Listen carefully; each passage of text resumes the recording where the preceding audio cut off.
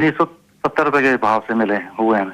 क्या बात है, 1970 के भाव से तो फिलहाल तो काफी मुनाफे में है। बताइए कितना समय और देना चाहते हैं? मैं लॉन्ग टर्म इन्वेस्टर हूँ जी। ठीक है, मैं तो साल 2 साल भी दे सकता हूँ। क्या बात है। तो अभिनव जो है उन्होंने बीएसई लिमिटेड में खरीदारी की है। जम्मू से इन्होंने अपना सवाल पूछा है निमेश जी, और 1970 ये इनकी बड़ी इंटरेस्टिंग बाइंग प्राइस है और अभी भी किसी तरह की हड़बड़ी में नहीं है। बीएसई लिमिटेड में और भी समय देना चाहते हैं। बताइए लॉन्ग टर्म के लिहाज से क्या आपका व्यू बन रहा है?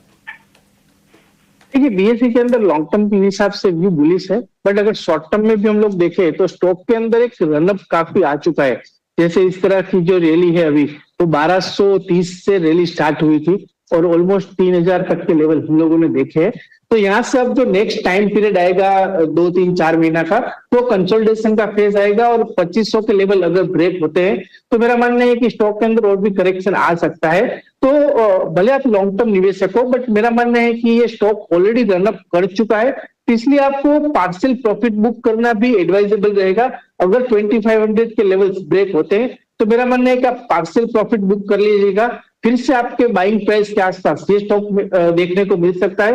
फिलहाल कोई चिंता करने की जरूरत नहीं है, जब तक मोमेंटम में है आप मोमेंटम को प्ले कीजिए। जैसे ही 2500 के लेवल ब्रेक होते हैं, उसके नीचे क्लोज आता है, तो स्टॉक में पार्शियल प्रॉफिट बुक कर दीजिएगा और फिर से अगर 2000-2100 के आसपास आता है, वहां से आप फिर से री एंट्री कर सकते हैं। तो फिलहाल लॉन्ग टर्म व्यू बुलिश है। शॉर्ट टर्म में मेरा मानना है कि स्टॉक के अंदर एक साइडवे रेंज के अंदर घूम सकता है, क्योंकि ऑलरेडी स्टॉक में रनअप आ चुका है।